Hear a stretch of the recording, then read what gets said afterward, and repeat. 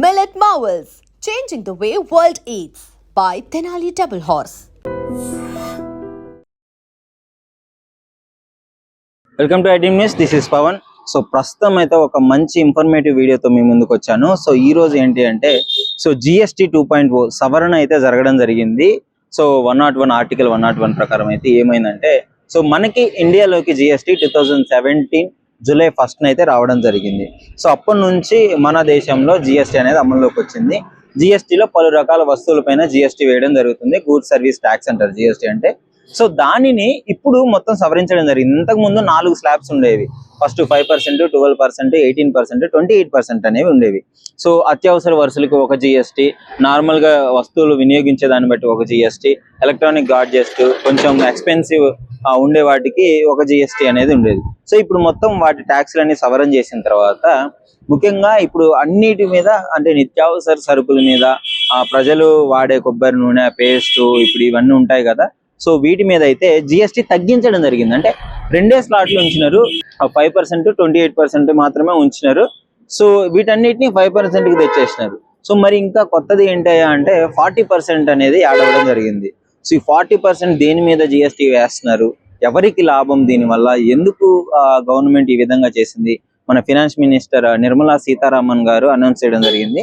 So అది మీకు ఒక ముఖ్యంగా చెప్పే ప్రయత్నం చేస్తాను చూడండి. సో ఇప్పుడు నిత్యావసర వరకులు జనాలు ఎక్కువగా వాడేవి, పేదలు, మిడిల్ క్లాస్ వాళ్ళకు ఉపయోగకరంగానే నాకు తెలిసి ఇది ఉపయోగపడుతుంది. ఎందుకంటే అన్నిటి మీద GST 5% వేయడం జరిగింది. ఇంతకుముందు 18%ని 5%కే వేయడం జరిగింది మొత్తాన్ని. ఇప్పుడు మరి 40% దేనికి అంటే ఆ సిన్ గూడ్స్ అని ఉంటుంది. సిన్ గూడ్స్ అంటే అత్యధికంగా యూజ్ చేసేవి. అంటే సిన్ అంటే పాపం అని అర్థము. కాకపోతే ఇవి డేంజర్, మనుషులకి కొంచెం డేంజర్ గా ఉండే వాటిని, లైక్ ఇప్పుడు బైక్స్ తీసుకుంటే 350cc, 1200cc కార్స్ కానీ 350cc బైక్స్ అబౌవ్ ఉన్నప్పుడు వీటి మీద GST ఎక్కువగా 40% వేయడం జరిగింది. అదేవిధంగా పాన్ మసాలా, పాన్ పరాగులు, ఈ సిగరెట్స్, వీటి మీద అయితే 40% GST పెంచడం జరిగింది. సో మరి ఎందుకు వీటి మీద పెంచినారు అంటే గవర్నమెంట్ ఏం చేసినా దీంట్లో అరికట్టలేకపోతున్నారు. సో ఇట్లా రేట్లు పెంచితేనన్నా వాళ్ళు కొంచెం తగ్గించుకుంటారు, తాగడం తగ్గిస్తారు అనే ఉద్దేశంతో అయితే దీన్ని పెంచడం జరిగింది. సో ఒక విషయం ఏంటంటే ఒక బ్రిడ్జ్ ఉంటుంది కలకత్తాలోనూ సంథింగ్ ఎక్కడో. సో దాంట్లో ఎంత వరద వచ్చినా కొట్టుకొని పోకుండా స్టాండర్డ్ గా ఉన్న బ్రిడ్జ్ అక్కడ ఉన్న జనాలంతా పాన్ పరాగులు నవిలి ఊయడం వల్ల ఆ బ్రిడ్జ్ కొంచెం డ్యామేజ్ అయ్యే పరిస్థితికి వచ్చిందనేసి అయితే సైంటిస్టులు అయితే దాని మీద ఎక్స్పెరిమెంట్ చేసి చెప్పడం జరిగింది. సో మీరు అర్థం చేసుకోవచ్చు ఈ పాన్ పరాగులు అనేవి ఎంత డేంజరో. సో ఇప్పుడు ఈ రకంగా 40% పెంచడం పైన ప్రజల అభిప్రాయం ఏంటి అనేసి వాళ్ళని కూడా అడిగి తెలుసుకుందాం.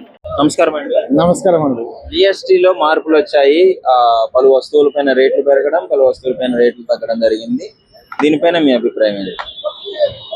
రేట్లు పెరగడము ముమ్మాటికి చాలా ఇదే కానీ, కాకపోతే ఈ మధ్యకాలంలో ఈ సిగరెట్, పాను, గుట్కలపై తగ్గించడము చాలా సంతోషమే.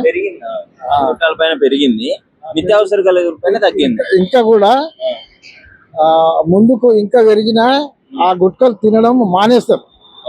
నిజం చెప్పాలంటే ఫస్ట్ పెరిగిన, ఇప్పుడు బీర్ కోట్ల దగ్గర పెరిగింది. ఒక్క బీర్ కాడ 20 రూపాయలు 10 రూపాయలు పెరిగింది. ఒక్క బీర్ సీసా మినిమం 500 అయితే బీద ప్రజలు ఎవరు తాగరిగా లేదు. ఆ కంపెనీ బ్రాండ్ మొత్తానికి టోటల్ గా ప్యాక్ చేయాలి. అట్లా అయినప్పుడే సమాజంలో న్యాయం జరుగుతుంది. అది నా అభిప్రాయం. కలకత్తాలో బ్రిడ్జ్ సంథింగ్ ఏదో, అది ఎన్ని వరదలు వచ్చినా కొట్టుకొని పోలేదు, చాలా స్ట్రాంగ్ గా ఉంది. పాన్ పరాగులు నవ్వులు వీయడం వల్ల అది డ్యామేజ్ అయిపోయింది. అంటే పాన్ పరాగ్ ఎంత డేంజర్ అర్థం చేసుకోండి. సో దాని మీద రేట్లు పెంచడం అనేది తగ్గించే అవకాశం ఉంది, తగ్గే అవకాశం ఉందా? ప్రజలు తగ్గే అవకాశం అంటే తినమేసిన వాళ్ళు ఏడ తగ్గుతారు, ఏడ తగ్గరు. రోజు తినేటోళ్ళు తింటూనే ఉంటారు. అది 10 రూపాయలు అయినా కొంటారు. కానీ దాన్ని మన కంపెనీలను పెద్ద పెద్ద వ్యాపారస్తులు ఏం చేస్తున్నారు అంటే దాన్ని ఇది పెట్టుకొని ఆలోచనమని చేస్తారు. మొత్తానికి ఈ కేంద్ర ప్రభుత్వ నిర్ణయాన్ని మీరు సమర్థిస్తారా, లేదంటే ఏకీభవిస్తారా లేదా? కొన్ని విషయాల్లో వాస్తవానికి కేంద్ర ప్రభుత్వం మంచిగానే చేస్తుంది. రేషన్ బియ్యమే కానీ, కాకపోతే మొన్న ఎక్కడో ఇది మిలిటరీ దాని మీద ఆపరేషన్ సింధూరు కాదది. ఆపరేషన్ సింధూర్ అంటే వాస్తవానికి ఆపరేషన్ సింధూరు కొట్లాడిన వాళ్ళు ఎవరు? ఆపరేషన్ సింధూరు ఈయనకి ఎట్లా వస్తా చెప్పు. మామూలు జవాన్లు ఇప్పుడు జవాన్లు వాళ్ళ ప్రాణాలకు త్యాగం చేసి జవాన్లు కొట్టాడడం జరిగింది. ఆపరేషన్ సింధూర్లో ఫస్ట్ మేజర్ వాళ్ళకు ఉండాలి కానీ ప్రభుత్వానికి కానీ లేకపోతే నరేంద్ర మోడీ దానికి మొత్తం అంటే కాదు కదా. యుద్ధం చేసినోడే. సరే మొత్తానికి జిఎస్టీ అయితే మీరు ఓకే, అటు పేద ప్రజలకు ఉపయోగకరంగానే ఉందంటారు. అవును నమస్తే. సిగరెట్, గుట్కా, పాన్ మసాలా మీద 40% జిఎస్టీ రాబోతుంది. సో దీని వల్ల ఎలాంటి ఉపయోగం ఉండే అవకాశం ఉందంటారు?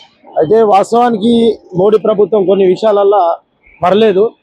ఇది ఏదైతే పాన్ పరాకుల మీద జిఎస్టీ అనేది ఏదైతే ఉందో అది కొంచెం బాధాకరమే. ఆర్థికంగా చెప్పాలంటే పేదవాళ్ళు చాలా మంది గుట్కా ఇవి తింటారు.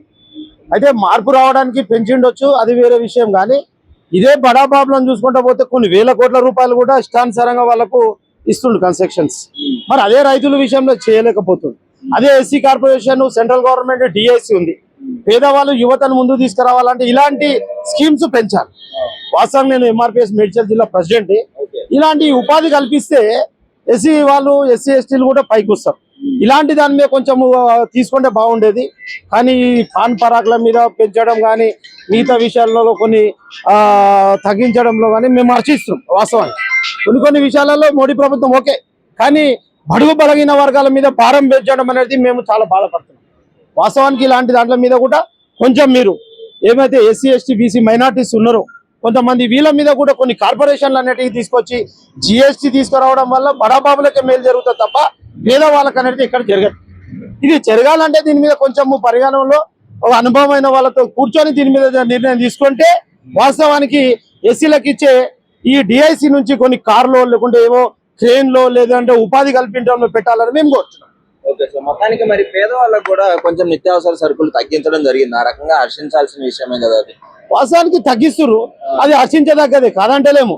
నిత్యావసరం అనేది తగ్గించడంలో భాగం కూడా మేము దానికి స్వాగతిస్తున్నాం. ఇలాంటివి చేయడంలో కూడా మంచిదే. కాకపోతే ఉపాధి విషయంలో కూడా మేము అదే చెప్తున్నాం. ఉపాధి విషయంలో కూడా ఇంకా అవకాశాలు ఇవ్వాలి. ఇప్పుడు నిత్యావసరం అనేది చాలా ఉచిత రేషన్ ఉంది, సంతోషిస్తున్నాం. అదేవిధంగా జిఎస్టీలో కూడా నిత్యావసరాల మీద ఇట్లా తగ్గించడం కూడా సంతోషం. అదేవిధంగా కొన్ని స్టీల్, సిమెంట్ మీద కూడా తగ్గుతుందంట. సామాన్య ప్రజలు ఇల్లు కట్టుకోవడానికి కూడా బాగుంది. కేంద్ర ప్రభుత్వం కూడా ఇప్పుడు కొంతమందికి గ్రామీణ ప్రాంతాల్లో ఇల్లు కట్టుకోవడానికి ప్లస్ రాష్ట్ర ప్రభుత్వం ద్వారా మనకు కొంచెం తగ్గుతాయి. ఇది హర్షించదగ్గది. మొత్తానికి ఇప్పుడు ఈ డెసిషన్ వల్ల మనకు ఉపయోగమే అంటారా? రాష్ట్ర ప్రజలకు కావచ్చు, దేశ ప్రజలకు కావచ్చు. ఓకే, కొంచెము 100 రూపాయలు పెంచేసి 5 రూపాయలు తగ్గించినట్టుంది. ఇవన్నీ కాదు, కానీ దానికి ఒక కమిటీ ఉంటది. దాని ప్రకారం మేము కూడా దీని పార్లమెంట్ లో మా ఎంపీల ద్వారా కూడా దీని ఇంకా మేము లేవనెత్తి ప్రజలకు ఇంకా తగ్గే విధంగా మేము ప్లానింగ్ చేసుకుంటాం. Thank you. నమస్తే. జిఎస్టీలో మార్పులు వచ్చాయి. కేంద్ర ప్రభుత్వం అనౌన్స్ చేసింది, కొన్నిటి మీద తగ్గించింది, కొన్నిటి మీద పెంచింది. సో ప్రజలకి దాని వల్ల ఎలాంటి ఉపయోగాలు ఉన్నాయి, మీ అభిప్రాయం ఏంటి? జిఎస్టీ అనేది ఇప్పుడు ఇంతకుముందు 4 స్లాబ్లు ఉండే, ఇప్పుడు 2 స్లాబులు చేశారు. ఇక్కడ హర్షించదగ్గ విషయం ఏంటంటే పేద ప్రజలు ఏదైతే బీపీఎల్ ఫ్యామిలీస్ కానీ పేద ప్రజలు వాడేటటువంటి నిత్యావసరమైన సరుకుల పైన జిఎస్టీ తగ్గించడం అనేది హర్షించదగ్గ విషయం. ఈ విషయంలో ప్రజలంతా హర్షిస్తున్నారు, పేద ప్రజలు మొత్తము. అట్ ద సేమ్ టైం ఏదైతే లగ్జరియస్ వస్తువులు ఉన్నాయో పాన్ పరాగ్ కానీ, సిగరెట్ కానీ, గుట్కా కానీ వీటిపైన పెంచడం గిట్ట బాగానే. ఎందుకంటే వాటిపైన పెంచితే చాలా మంది కొంచెం కంట్రోల్ అయ్యే అవకాశం ఉంది. ఇంకోటి చెడు పరిమాణం గిట్ట ఉంది. ఎందుకంటే వాటిపైన పెంచితే వాడు ప్రత్యామ్నాయ చిన్న గంజాయి లాంటి వైపు గిట్ట మొగ్గు చూపే అవకాశం లేకపోవచ్చు. అవును, వీటిని గిట్ట ప్రభుత్వము కంట్రోల్ చేయాల్సిన అవసరం ఉన్నది. ఓవరాల్ గా ఈ జిఎస్టీ స్లాబ్లను పేద ప్రజలు నిత్యావసర సరుకుల పైన తగ్గించడం మేమంతా హర్షిస్తా ఉన్నాం. అంటే ఇప్పుడు సరే జిఎస్టీ పెంచినారు సిగరెట్ల మీద, పాన్ మసాలాల మీద. ఇప్పుడు ఏంటి మరి తగ్గే అవకాశం ఉందంటారా? డబ్బులు పెరిగి ఇప్పుడు మందు రేట్లు పెరిగినా కానీ కొంటనే ఉన్నారు కదా. తగ్గే అవకాశం ఉంటుంది. ఎందుకంటే రెగ్యులర్ ఒక గుట్కా డైలీ ఒక వ్యక్తి గుట్కా తింటుందంటే డైలీ 4-5 తింటాడు. 4-5, 10 గిట్ట తినేవాళ్ళు ఉన్నారు. వాటిని తగ్గించే అవకాశం ఉంది. బడ్జెట్ ప్రాబ్లం వల్ల 10-20 తినేటోడు 5 తింటాడు, 5 తింటాడు, 1 తింటాడు. ఈ విధంగా దాంట్లో పెంచడం భావ్యమే. అవసరమైతే ఇంకా పెంచవచ్చు కంట్రోల్ చేయాలంటే.